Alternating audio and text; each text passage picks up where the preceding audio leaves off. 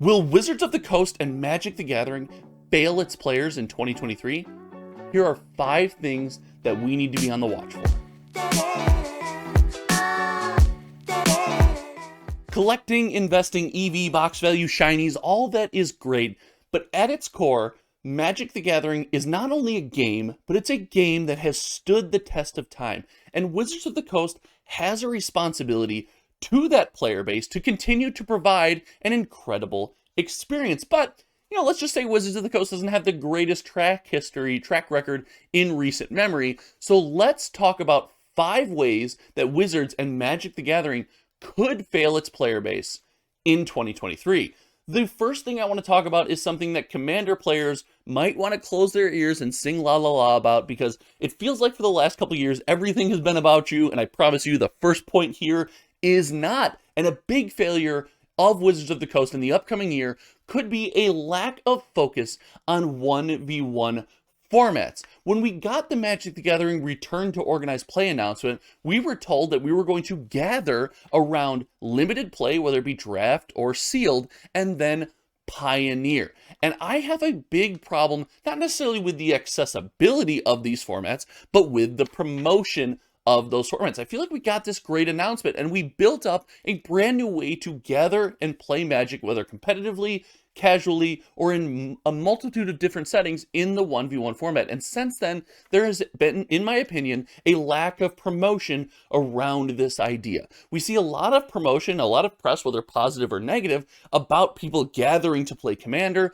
but I feel like we haven't really pushed the envelope when it comes to in-person play in 1v1 formats. So I want to see promotion ramped up to an 11, and then I want to see Modern, a format that I think might be the coolest way to play Magic the Gathering. If you watch a streamer like Aspiring Spike, brewing different decks all the time and constantly playing in what I would consider a very competitive arena in different decks that he likes to play and exploring the format, I want that format to be more accessible to players like you and me, whether that's reprinting fetch lands, banning some cards, and I don't want to talk about bannings and legalities right here, but making that format more affordable, more accessible, so more players can engage with it, and maybe that means promoting the Pauper format and getting that out in the front. So I want to see a focus on 1v1 play. Okay, Commander players, welcome back. You can come back out, because this one talks about you. The second thing I want to watch out for is the idea that we're going to continue to print cards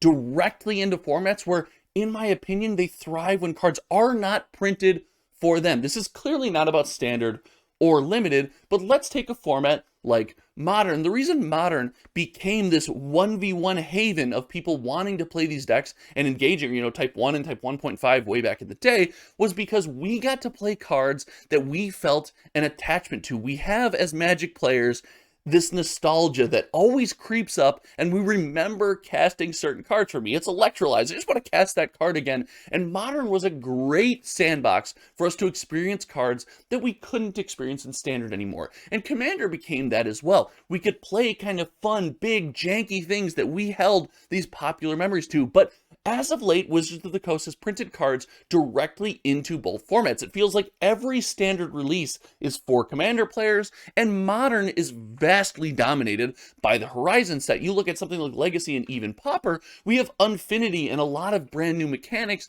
creeping their way into these formats, and you wonder, are these cards printed directly to affect those formats?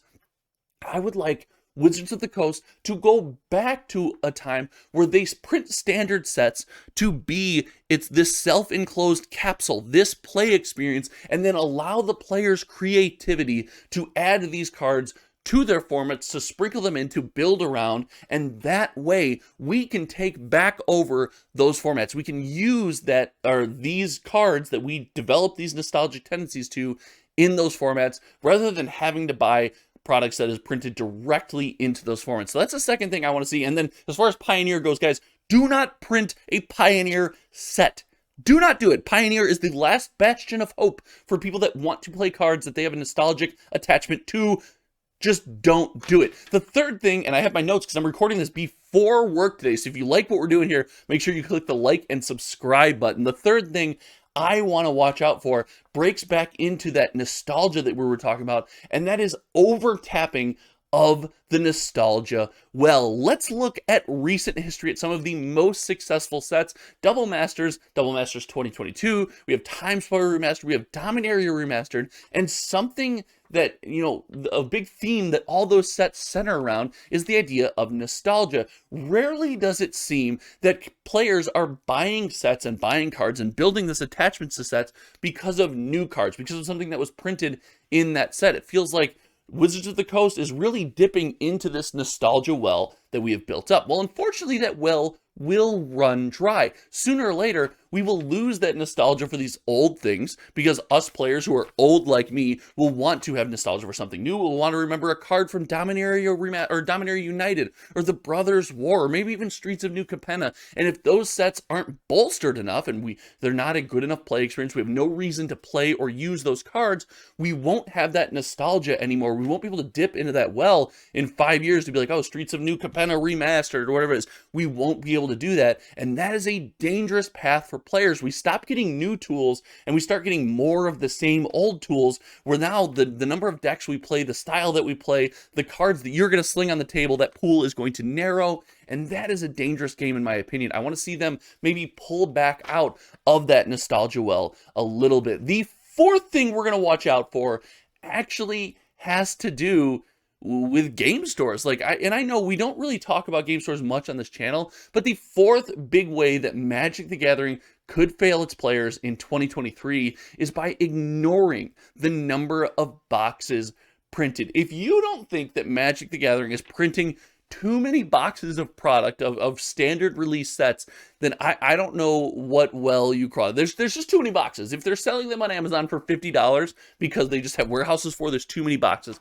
And this isn't generally not a problem for players. I often hear the argument, it's great, a $50 box I can buy on Amazon, I can play the game cheaper. That's great for players. And at that level, if it's hard stop right there in the discussion, I would argue it is. It's fantastic for players. However, we need places to gather. You and I need places to get together to play this game, and people, Magic more so than any other TCG I've ever talked about, has people getting around the kitchen table and playing, and that's great, but at its core, nationwide, worldwide, this game happens at the local game store. When the boxes are overprinted and you can't sell them for any kind of value, you can't even break even on some of them, then the game store can't make money. And I know it's so bad for a regular enthusiast to talk about the fact that a company has to actually make money, but your LGS needs to make $1 to keep the lights on and keep the heat on and, you know, keep our Louis of the world paid, right? We have to do that. So I really think if they continue to ignore this problem, it's actually going to cause damage to the player base, as we won't have a place to play. Now, spoiler alert, I have a video coming out. Wizards of the Coast is not, like, if you stood up this long, you get a special nugget right here. Wizards of the Coast is not stupid, in my opinion, and this is just my opinion. They have to know they're printing too many boxes. No matter what they say, and in their fireside cocktail chat, they know they're printing too many boxes. I think we might see a little change to that. That is number 4.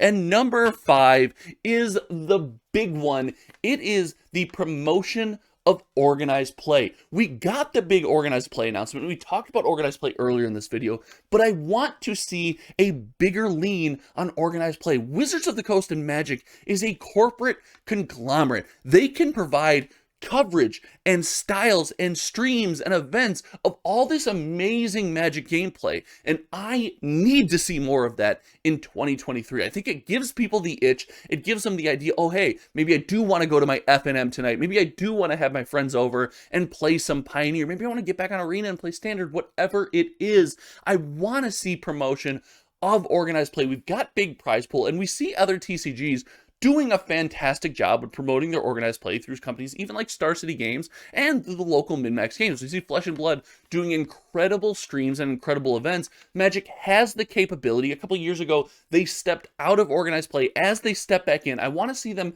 pick up that mantle again and promote organized play. But most importantly, I want to hear from you. How do you think Magic could fail its player base in 2023? And if it already has failed its player base and you just don't even want to talk about it, let me know that in the comment section. Well, guys, thanks again so much for watching. I appreciate each and every one of you. Until next time, you know me, my name is Josh, and we'll see you around. Goodbye.